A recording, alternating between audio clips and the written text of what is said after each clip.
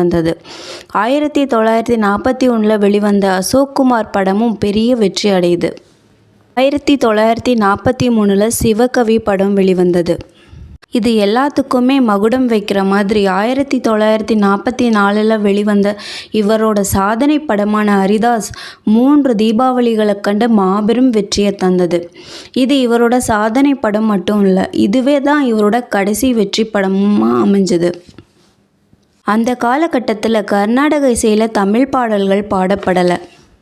ஆனால் தியாகராஜ பாகவதர் செல்வந்தர்கள் முதல் பாமரர்கள் வரை எல்லோரும் ரசிக்கும்படியாக பாடினார். எல்லாருக்கும் புரியற மாதிரி தமிழில் கீர்த்தனைகள் பாடினார். இதனால் தமிழிசை இயக்கத்திற்கு அவர் ஆதரவு கொடுத்தாரு. அதுக்கப்புறம் ஒவ்வொரு ஆண்டும் தமிழிசை சங்கத்தில் தமிழில் கீர்த்தனைகள் பாடிட்டே இருந்தார் பாகவதர். பாகவதர் வானொலியிலையும் நாடகங்கள் கச்சேரிகள் நடத்தினார். நீங்கள் ஏன் சங்கீத சபாக்களில் பாடுறதில்ல அப்படின்னு அவரை கேட்டபோது அதற்கு பாகவதர், நான் பாட மறுக்கிறதில்ல, ஆனால் அவங்க தான் என்னை பாட அழைக்கிறதில்ல அப்படின்னு பதில் சொன்னார். அன்றைய காலகட்டத்தில் தமிழில் கீர்த்தனைகள் பாடினதுனால அவர் புறக்கணிக்கப்பட்டார் அப்படின்னு கல்கி, சுப்புடு போன்ற இசை விமர்சகர்கள் பதிவு செஞ்சுருக்காங்க. இவரோட புகழுக்கு ஒரு சான்றாக சொல்லணும்னா, ஒரு முறை திருச்சிக்கு காரில் பயணமான பொழுது அவர் கார் புதுக்கோட்டை வழியாக ரயில் பாதையை கடக்க முயற்சி பண்ணது. அளவு கடந்த கூட்டம் அந்த ரயில் நிலையத்தில் அவரை சூழ்ந்து கொண்டது. நீங்கள் பாடினாதான் நாங்கள் ரயிலையே போக விடுவோன்னு ரசிகர்கள் அன்பு தொல்லை பண்ணாங்க. வேறு வழியே இல்லாமல் பாகவதர் அங்கே பாடினதுக்கப்புறம் தான் அந்த ரயில் வண்டியே போக முடிஞ்சது. தமிழகத்தில் மகாத்மா காந்திக்கு பிறகு அதிக அளவில் கூட்டம் கூடினது இவருக்கு தான்.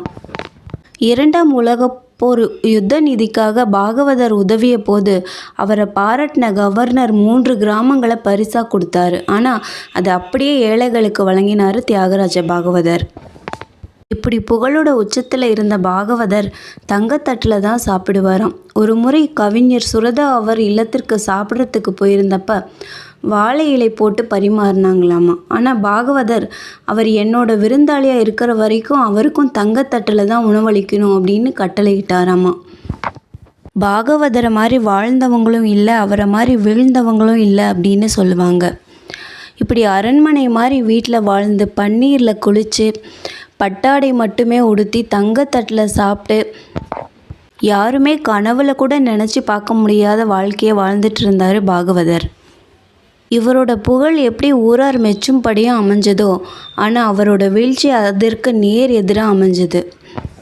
ஒரு கொலை வழக்கு இவரோட வாழ்க்கையே தலைகீழாக மாற்றுனுச்சு. அந்த கொலை வழக்கு எது? அவர்